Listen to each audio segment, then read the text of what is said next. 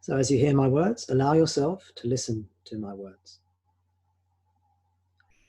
And if you have a response, maybe it provokes some kind of thinking in you, for example, or maybe an emotional response, or maybe a response like, oh yes, Tom is so right. Yeah, I completely agree. Tom's amazing. Or maybe the opposite. Oh gosh, that's not right. Tom's not right. I don't like what that's. I don't like that. I don't like what he said there. It doesn't feel right to me. So listen to Tom speak. Listen to the words. All right, and then listen to your reactions arise. You'll realize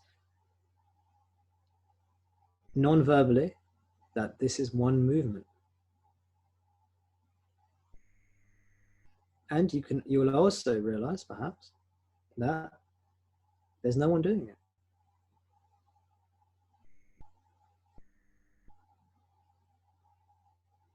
And so when you say, oh yeah, I love what Tom's saying, Tom's amazing, I love what he's saying, brilliant, perfect. Some of you are sneering at me when I say that. If you have that kind of reaction, realize that's just a story.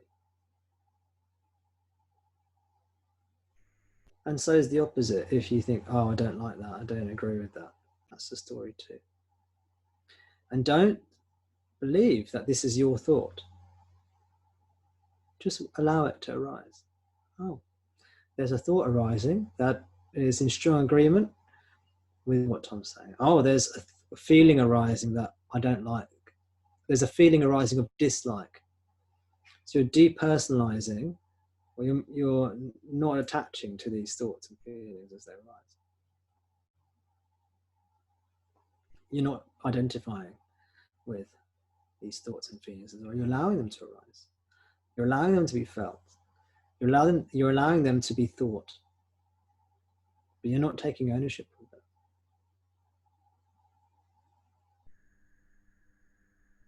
Just as I say that my words are a spontaneous occurrence, your thoughts and your responses to my words are also equally spontaneous. My words are creating the thinking in you, we could say. And then if you ask me a question, your words are creating thoughts in me. And this way, the whole of life, or at least this satsang, is a meditation. Because we're allowing our mind to be free. We're allowing the responses to be free. And don't jump on board the train of thought. Allow it to be observed and watched and learn about it.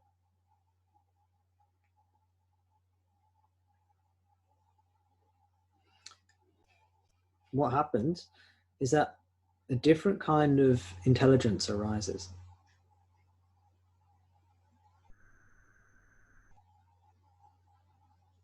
It's like there's Tom speaking, and then there's my response to what Tom's saying. Well, I'm speaking as if I'm one of you. So there's Tom speaking, and then there's a response in whoever's listening to what Tom's saying. And then there's like a third factor that comes in, which is this intelligence. The intelligence doesn't really come in if you're attached to your thoughts. When you're just allowing it to appear in your consciousness, like an observer, this third factor comes in, which we can call wisdom or intelligence. In Buddhism, the Pali word for it in Buddhism is panya, which is spelled P-A-N-N-A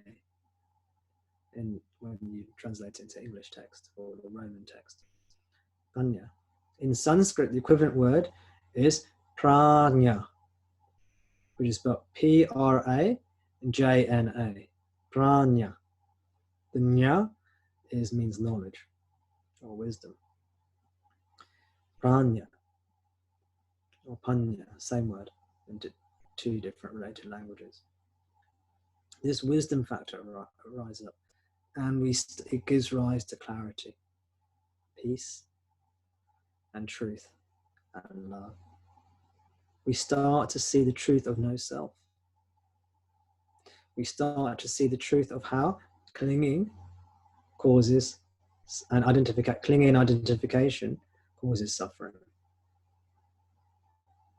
We start to see the truth of impermanence and emptiness, not just conceptually, but we intuit this. It becomes a living reality.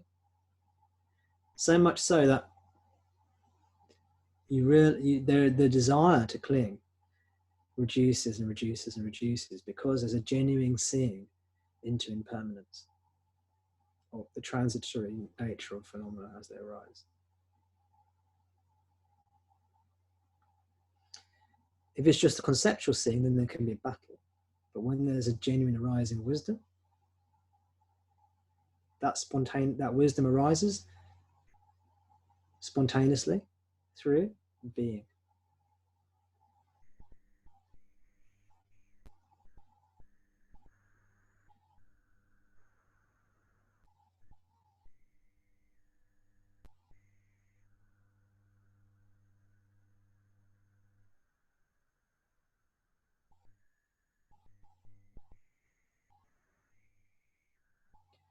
This innate and natural intelligence is the true path.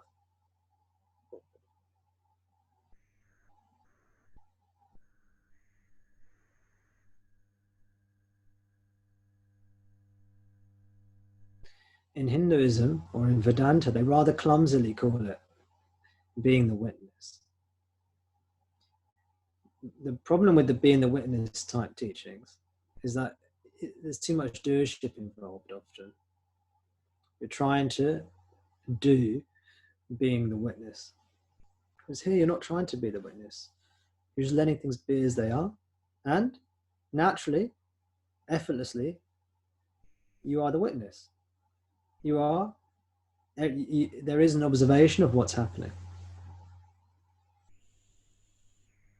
And with that observation arises wisdom. Wisdom starts to arise. It's natural to us, but we've been stopping it because we've been identifying.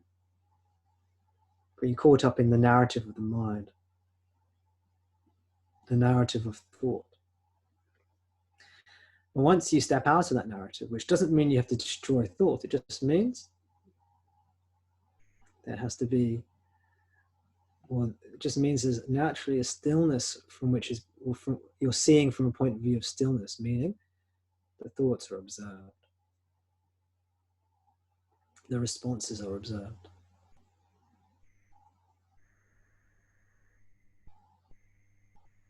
Are not claimed, not necessarily acted upon.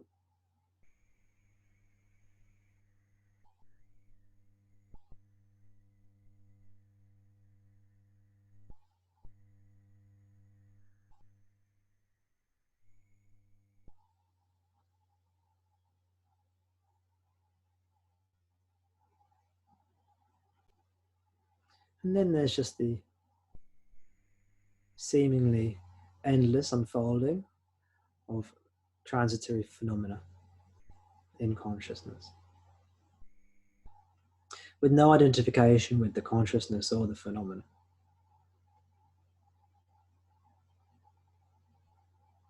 Just what is, ising, being, ising, happening.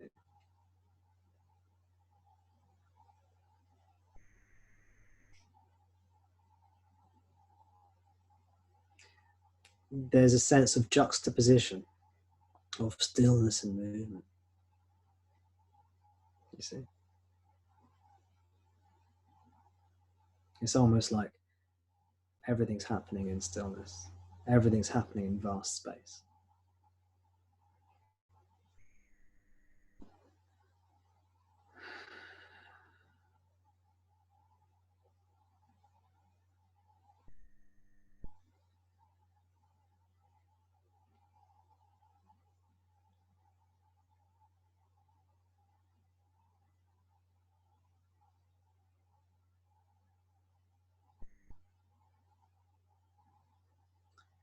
Over time, this wisdom, this intelligence, this prajna, it straightens us out.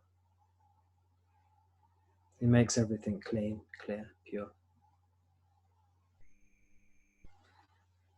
put it in different terms, another way of saying the same thing is this wisdom, it heals us.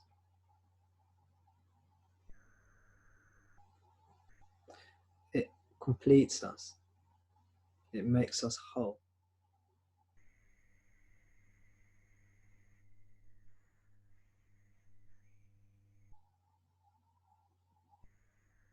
It's like how I imagine nanotechnology to look like. If you see these sci-fi movies, when someone gets injured, they're in some kind of space battle, and someone gets this horrible cut across their arm or something, and then someone comes along and with some sort of special technology, the wound just kind of heals itself. They sort of put some sort of nanotechnology on it or something, or some sort of special scanner, and it just heals this seemingly irreparable wound up. That's what wisdom's like, intelligence is like. It heals us. Self-healing. Maybe less dramatic than that. Maybe much more gentle than our sci-fi nanotechnology. But this is just a self-healing, because everything is allowed to be. And don't think, when I say everything is allowed to be, it doesn't mean the body-mind doesn't engage in looking after itself, maybe taking some drastic actions. It doesn't mean you just sit at home all day. You might take to the streets in protest, or you may sit at home all day, or something in between.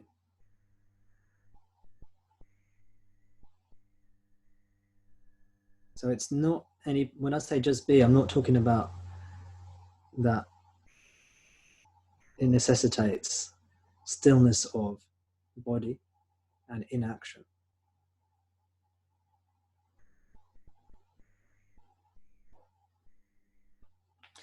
This is something that I can talk about, but it's also something that makes sense if you discover what I'm talking about for yourself, if you haven't already.